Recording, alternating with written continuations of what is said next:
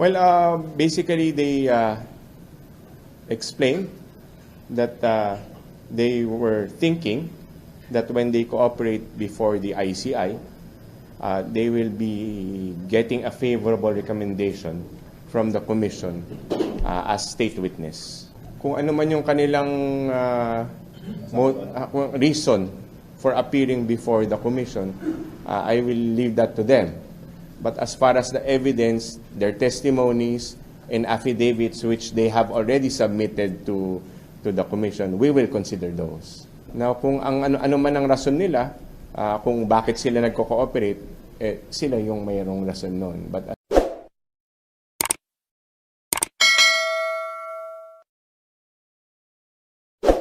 supposed to appear again before the ICI, but instead his lawyers came and requested for a resetting. The reason behind is that he is supposedly sick. He submitted his medical certificate, and it will be moved to next week. Okay. Second, the spouses Diskaya appeared before the Commission, and upon the advice of their counsel, they invoked their right to self-incrimination and manifested that they will no longer cooperate with the investigation being conducted by the ICI. So that would be the two announcements that I am sharing and informing the media and the public. They will not cooperate on the investigation. Okay. What is ICI's take on this? At ano po yung sinabi nila? Bakit yun lang para? Well, basically they explained that they were thinking that when they cooperate before the ICI, they will be getting a favorable recommendation from the Commission as state witness. And they also cited a supposed interview by Ms. Karen Davila with Commissioner Babe Singson, wherein the issue of the Commission recommending a state witness was discussed.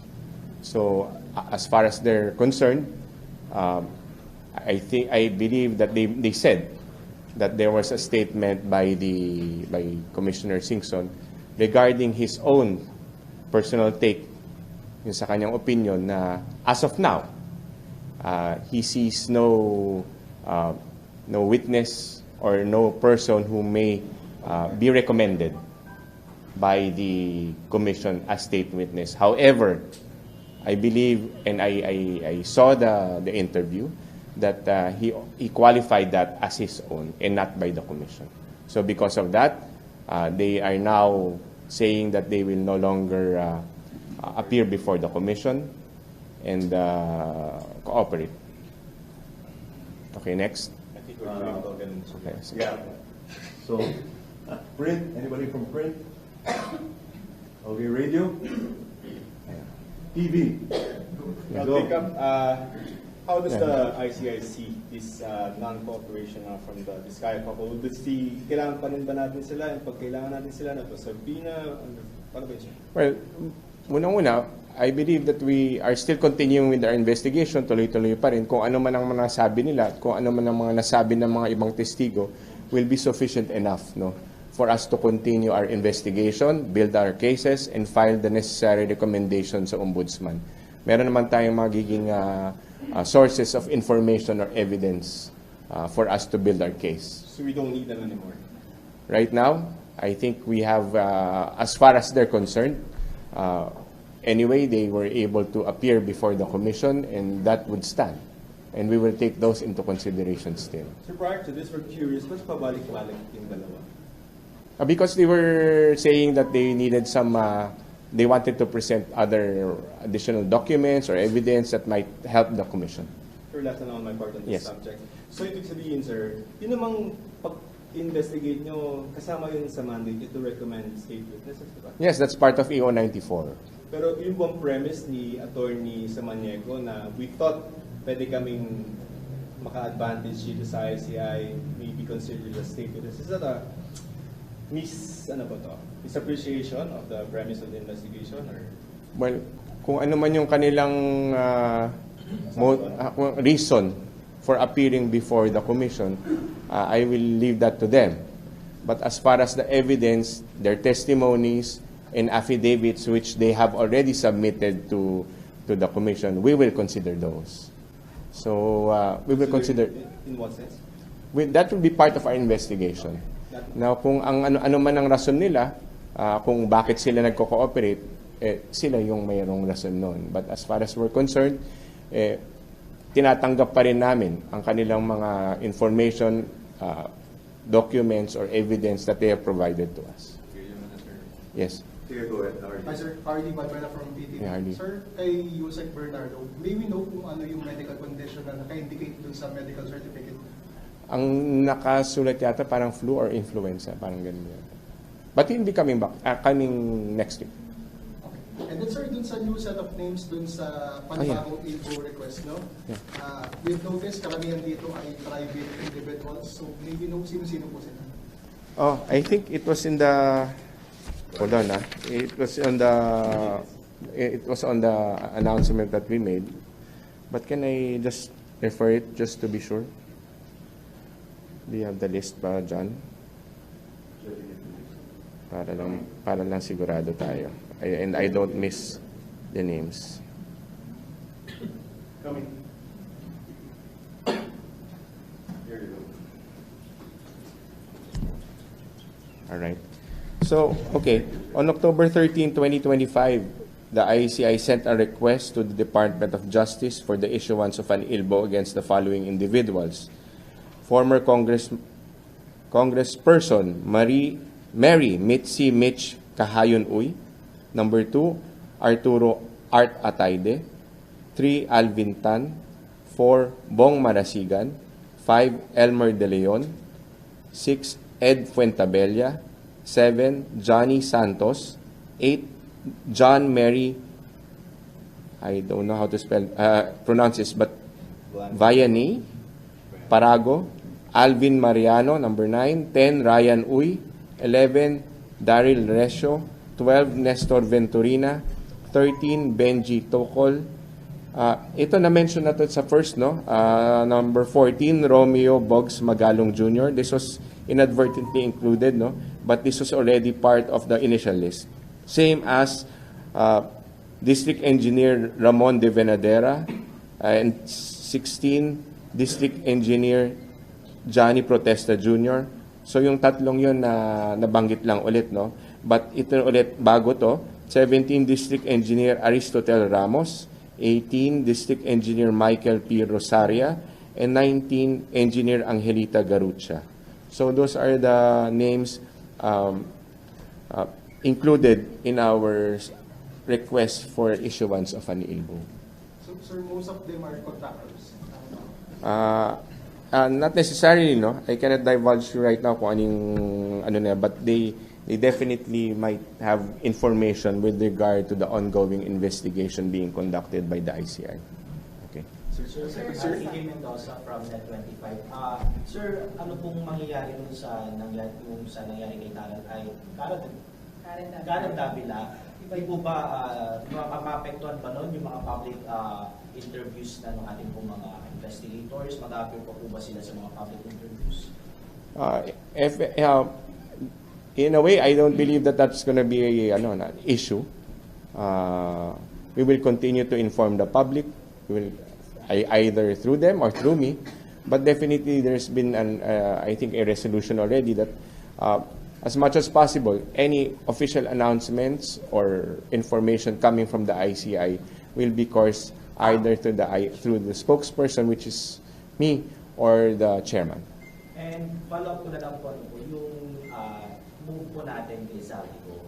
Sinabi niyo po kahapon, sir, na pag-aaralan. Ano na po yung state ng pinag-aaralan po natin? Yes. That's a good question. In fact, immediately after I said that, I went to our legal team and I wanted to know what is the real reason behind how the subpoenas were sent. And upon research, they just had difficulty in serving that. So we will study this further. Either we file a petition before the regional trial court for a contempt proceedings, or probably reissue a subpoena to comply with the legal requirements, just to be sure. So does that mean hindi na-serve yung subpoena po kay Zaldico? Not, sir, but there was a difficulty in serving it in person because he was outside of the country. Pero sir, pag na-serve na po ba natin yun na hindi pa siya attend, natutuloy na po ba yung papasite in contempt po natin? Siyempre, we have sufficient basis already. We just want, gusto lang namin basis covered lahat, no?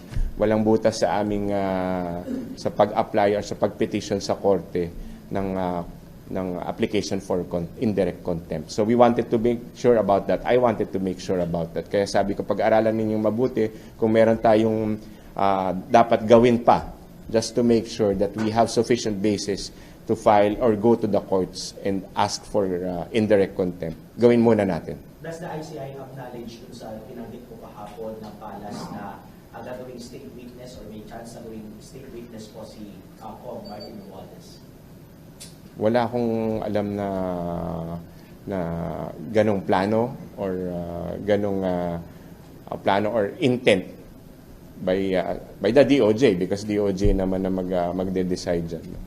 But definitely, I don't know, or the ICI doesn't know about that. Pero sir, all throughout the course of your investigation or yung proceedings kahapon, may nirekomenda ba natin si Martin Romualdez as a state witness? Wala pa kaming, sabi ko nga sa isang, I was asked about that. Right now, wala pa ho sa in a way, within the horizon ng ICI. Kasi sa ngayon po, kailangan po namin muna tignan lahat ng mga facts, evidence, or even ng mga testimony ng mga tao. Dahil meron po tayong mga guidelines dyan, di ba?